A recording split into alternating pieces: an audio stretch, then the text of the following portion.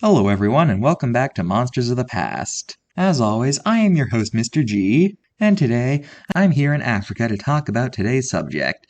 It's the sailed-back duckbill itself, Ouranosaurus.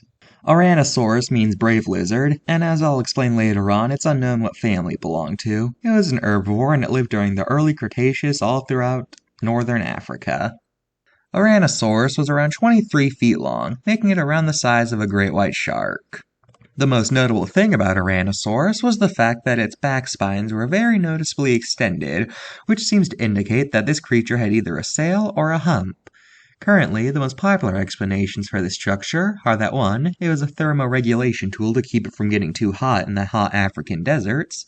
2. It was a way for individuals to identify each other, and therefore they could have looked differently, like they could have had different colors for different individuals or stuff like that. Or 3. Assuming that it was a hump, it could have been used in the same way that camels use their humps, in that it would have stored fat so the animals don't starve to death during dry seasons.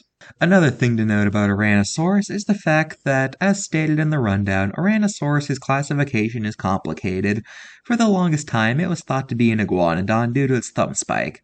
However, due to the nature of its thumb spike being very different than those of the iguanodon family, such as the fact that while iguanodon thumb spikes are prehensile, meaning they could use them to grab things, the thumb spikes of Ouranosaurus were not, which seems to indicate that they were not iguanodons. And because of this, it was eventually declared that it was very unlikely for Ouranosaurus to be an iguanodon.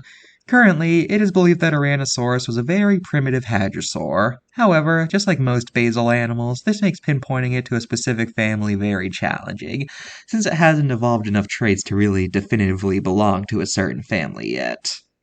Now that we got that out of the way, let's look at the card. First of all, I'm noticing a pattern with these cards. It seems to take theories and present them objectively.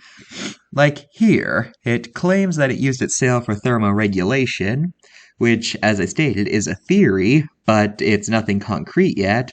But yet here, they act like it's an objective fact that it was for thermoregulation.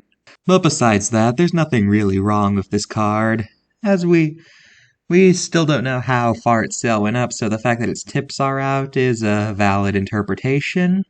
And the fact that it's a sail and not a hump could also be considered technically valid, as even though more paleontologists are leaning towards hump nowadays, the idea of a sail still hasn't been fully discredited, although less and less people are believing in it, but it's still technically not outdated since there are some people who still think it's a sail.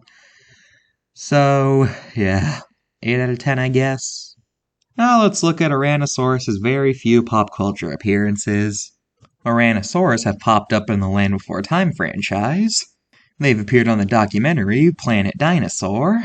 In the Jurassic Park franchise, they first appeared in the Game Boy Advance game Park Builder. Then they went on to appear in Operation Genesis.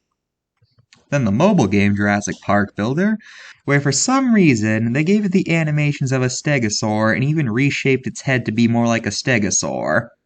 I don't know what prompted them to do this. There were other hadrosaurs in the game. Couldn't you just have reskinned one of those to be an Ouranosaurus? What is going on here? And finally, Ouranosaurus appears as a DLC animal in the console game Jurassic World Evolution, in what is probably the only time in pop culture this thing has been portrayed with a hump instead of a sail. That's all for this episode of Monsters of the Past. Join me next time when I finally talk about Ankylosaurus. That's not a card. Wait, then what's next? Lopio, Euoplocephalus? Oh, I get it now. Okay, so join me next time when I talk about not Ankylosaurus. Bye!